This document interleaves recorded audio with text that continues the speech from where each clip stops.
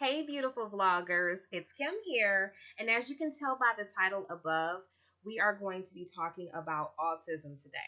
But before we even get started, be sure to check out the video description box below so that way you can get some video timestamps for this video if you want to skip some parts that I'm talking about and get to some parts that maybe you're familiar with. You're able to do that. And also, don't forget to subscribe so that way you can get the latest uploads. We have a ton of videos coming your way each week. And then also give this video a thumbs up. No, not just a regular thumbs up, a big thumbs up.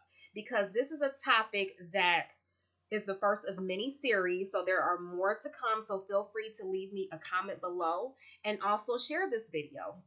The reason why I'm starting this series is inspired by my 3-year-old toddler, Aiden. He had been diagnosed with autism at the age of 2.5. And ever since then, we've been on a journey of seeing specialists and getting him help for it. And I just thought that maybe it's the right time for me to go ahead and spread the word, spread it like wildfire, so that way we can start putting awareness out there about autism. A lot of people have been starting foundations about it because this spectrum disorder is called autism spectrum disorder, by the way. And one of the major things is it can affect anybody, it can affect any race, it can affect any gender, but for some reason 1 out of 10 boys are starting to get it. Now, my son is the first boy in my family, for one, and then he also is my first child and my only child. So this has been an experience for him, me, and his father because his father and I weren't familiar with it at all. We had to educate ourselves. We also had to prepare ourselves when he was going through the diagnosis process. So in this video, I want to talk about the early signs that I noticed with my son. You may be noticing it with your child, or if you are a grandparent or some type of guardian watching over the child or babysitter or even a caretaker, or you work in a daycare. This is important to start noticing these early signs because my son was blessed to be diagnosed at the early ages of 2.5. Some children are getting diagnosed at 2, but it's so hard to tell because with this spectrum disorder, some things can lead to it. But, the one question that we all as parents who have their child diagnosed with autism spectrum disorder is how did it happen and why did it happen? Those are questions that are still being researched to this day. And before I literally get started in this video, I just want to put out a disclosure. I am not in no way a professional. I'm coming from a perspective of being a mother, doing my research on autism, as well as what can I do to spread the message out there? Because just like me, I'm pretty sure a lot of parents that are going through this are trying to figure out how did it happen? Why did it happen? But it's more so what can we do to help? So, first video of this series is the early signs. Now, autism is a spectrum disorder that can affect communication, speech, physical, and mental. I mean, it's on a broader side of a spectrum disorder because there's so many in the spectrum. One of them that I got familiar with, my son is on the high functioning side, which is really, really difficult at times. He's always on 10 from the time he wakes up till, the time he goes to sleep. And we started noticing this around the age of 1 when it was just like he was going, gone. Now, I will say that most of these signs that I'm going to be talking about, all of these symptoms, he did have. Some of them, he got through them, like he's surpassed it, like he's starting to communicate a little bit more. But some of them, he's still struggling with. So one of the major signs, if your child or someone that you're watching's child is having, a problem with eye contact, it's kind of like they see through you, or they're not looking at you. They're not responding to their name. They're not, giving you any type of eye contact to where that's a form of communication. Another one is not using gestures, reaching for something. most of the time when kids, when the babies get to be a toddler at the age of 1, they're starting to reach for stuff. They're starting to grab things. They're pointing at things. Mommy, dad, I want this. I want that. My son wasn't. Now he could reach for something, but he was not pointing or waving. Waving was a big thing for me because, using gestures as hi, bye, those are things that I've done all the time with him. And it was no connection there. So, no gestures and no eye contact are some of the major signs that need to be taken note of. Also, they're not smiling, not showing any kind of emotion. That's that's definitely a huge one there too. All of these are huge actually that I'm going to be discussing, but I remember my son, he smiles all the time and he still smiles to this day. So, that's just something that you have to look out for because that's just one of the ones that he surpassed. Like, but anyway, one of the ones that bothered me, my son was born in January. So, literally, January. You got Christmas, that was a month before, and then now his birthday. So, he has all of these toys that we got throughout these couple of years since his life. And he only played with a few that he found interest in. Now, this happens with most kids. Kids that don't even have a developmental delay may not find interest in toys. But my son particularly would find interest in things that are not even toy related. A refrigerator, remotes, putting stuff in and out of the bathtub, just random stuff like that. It was like it was hard to tell if he had autism because I know for a fact that some kids like to make toys out of doors and stuff like that, cabinets and pots and pans and stuff. So that was a very hard symptom to see if he had because he wasn't doing that. But I will tell you this. This is a test to see if your child could possibly be on the spectrum if you just kind of want to get familiar with it. Put some building blocks in front of them and see if they can stack them or do something, to help with their mind and motor skills. If they cannot do that, you need to take note of that. All of these things, I should say, you should take note of. Because if they don't have interest in building stuff together, that's to help them develop. And if they're not doing that, take note of that and rush to the pediatrician right away, especially at the age of 1. Like I said, I'm not a professional, so that's something that you would have to Google on your own.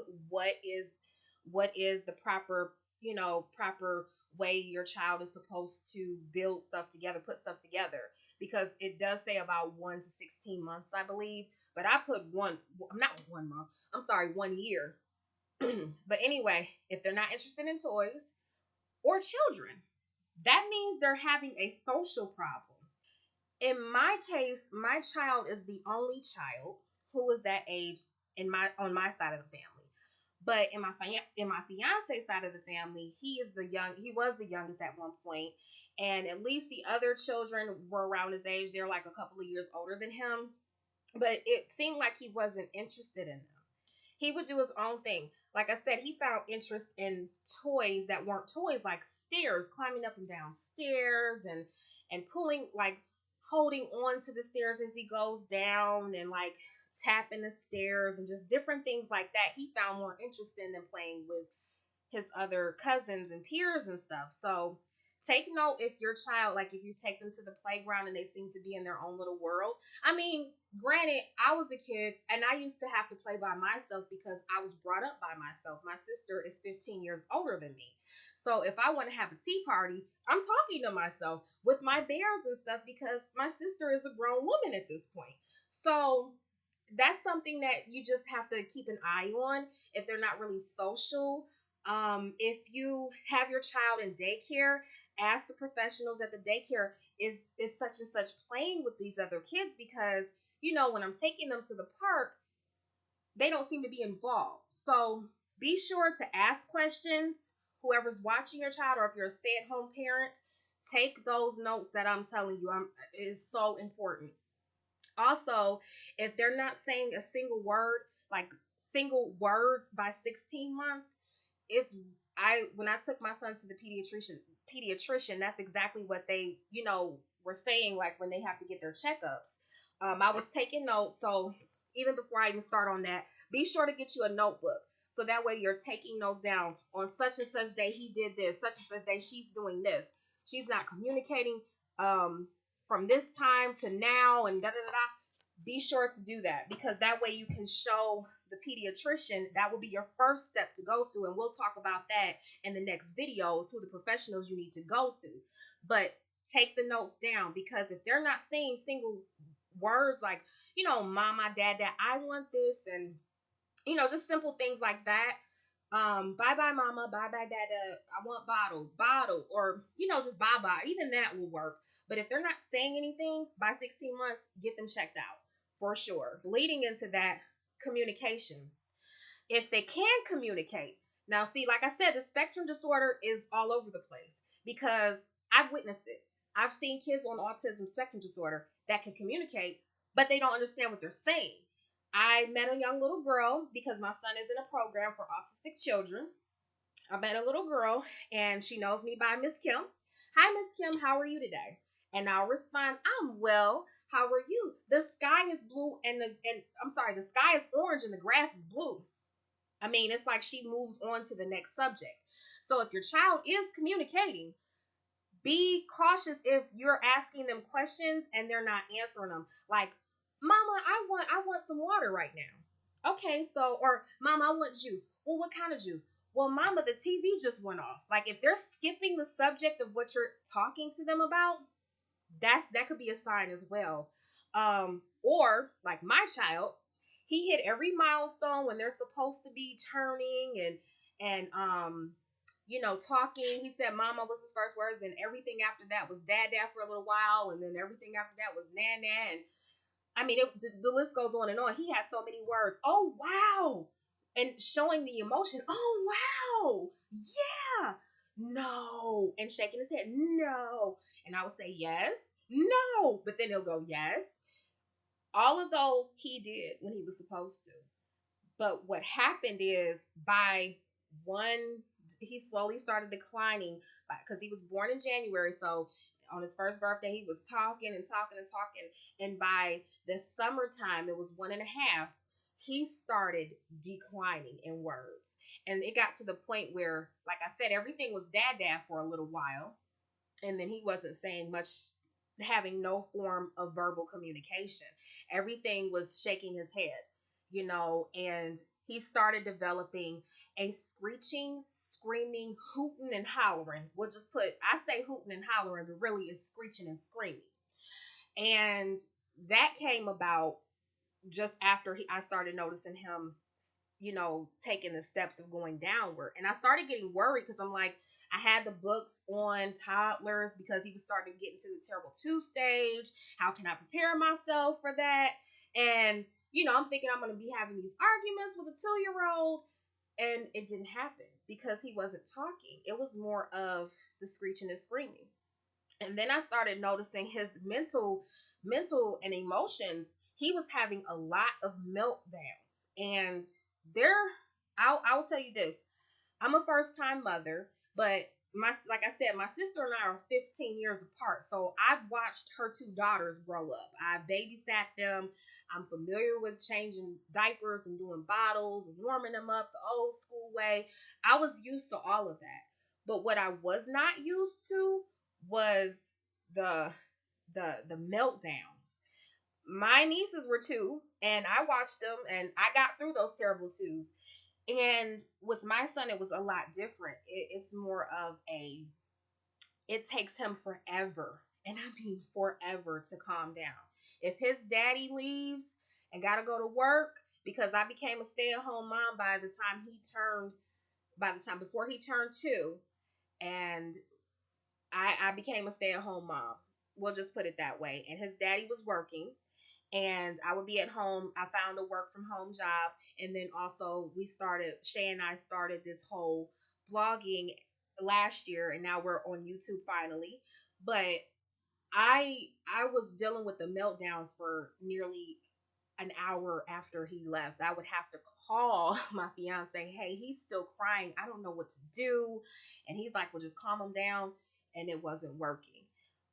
Speaking of that, I do have to put this out there. If your child is having trouble falling asleep or sleeping through the night and they keep waking up, take note that they are high function. Their brain is still going. It won't stop. Those the late night sleeping, that could mean that they're ready to get up. They just needed a quick nap, and then they could be, say you put them down at 9 o'clock, they can get up at like 2, 3 o'clock in the morning and be ready to go for the rest of the day until they have to take a nap, which sometimes can mean the next night. I have been there. I have done it. I've tried the calming lotion. I tried the bubble baths. I tried the white noise. I've been on YouTube. I have a whole playlist of soft, beautiful music, lullabies. Any type of music stimulates my son because he has sensory issues, which I'll talk to you all about too next. So if you notice their sleeping patterns are all over the place and you really weren't able to get them under control, that's a sign. And so with the sensitivity part, that means that they're sensitive to touch, light, textures, um, just sound, anything that can like make them stimulated. Like if I'm playing music, it overstimulates my son. It could be Elmo, it can be Paw Patrol, it could be the theme music, it can be it just depends. Like I can play, Luther Vandross or Michael Jackson or something like that, and he's just like because I listen to old school music as well because I grew up on it, and I want him to know these people, but that's another time, another day. But anyway, it overstimulates him. It could be classical Beethoven. It overstimulates him. So we had to like realize those are things that we have to do during the daytime because at night it's not going to happen. Also with he's not really sensitive to light, but some kids are. So if your child is, you notice their behavior with having light on or having television on, that's another thing with my child. Television is a huge stimulator for him. If I'm watching television and I'm trying to have mommy time, there is no mommy time because Aiden is wired and wants to screech and scream and holler and just show that he loves everybody. That's his way of communicating. And then with textures, my son's now a picky eater. This little boy used to eat so much, but certain foods, the way that they feel to him, he doesn't like. So, that could be a hit or miss though. So that's just something if you realize your child is, having issues with sensitivity, then, that's part of the spectrum as well. And so another like this is like the main, something's going on. It's the major sign is the flapping of the hands, using like snapping of fingers, moving hands like they're thinking, and then clapping and doing other things with their hands. That is like the stereotype sign because it's kind of obvious that something is going on. And it's just either a stereotype that they have where they're doing all that because my son does everything I just said. He snaps his fingers, he claps his hands, he flaps his hands, and he moves his hands. He does all kind of things. He's grinding his teeth, which bothers me because I know what it does to your teeth, and I know I'm going to be spending money later on down the line. So it's all of those stereotypes. Take note of that. And then one of the last things is they do unusual things.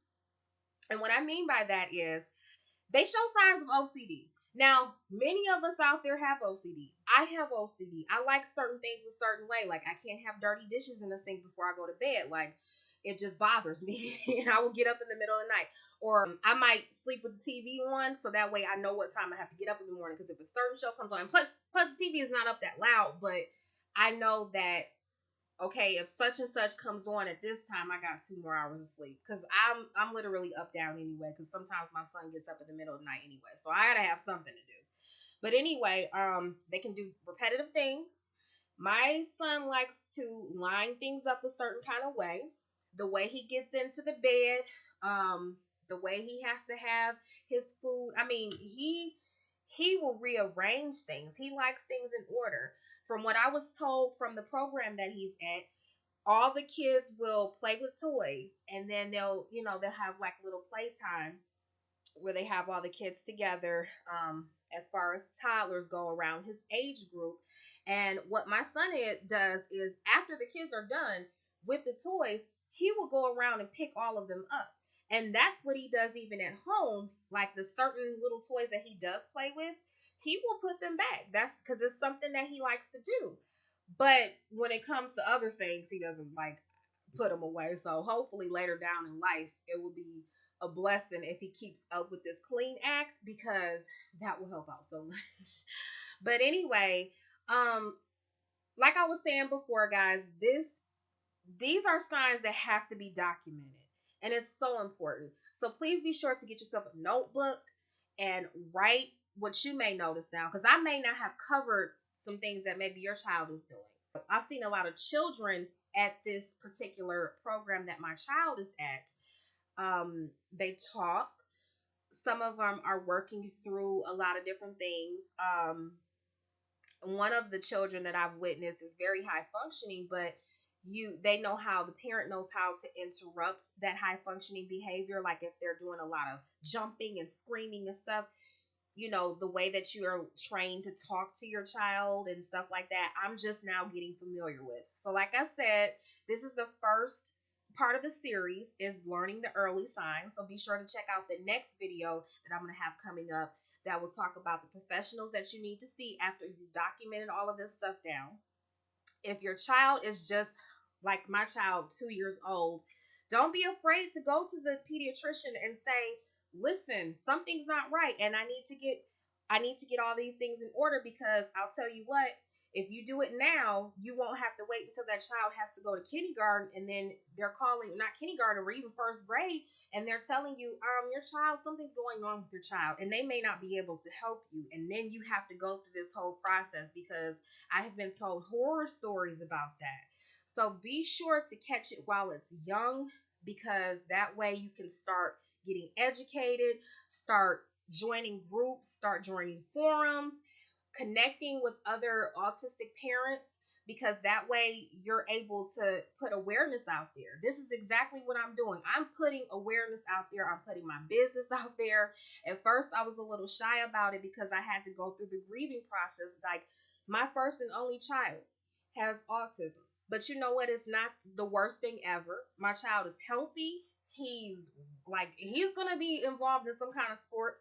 Like I said, he likes music. It does overstimulate him, but I'm pretty sure, like, he goes in the living room and plays that piano, he's going to be involved in music too. So there are a lot of people with autism. You can go to college. You can have a real career.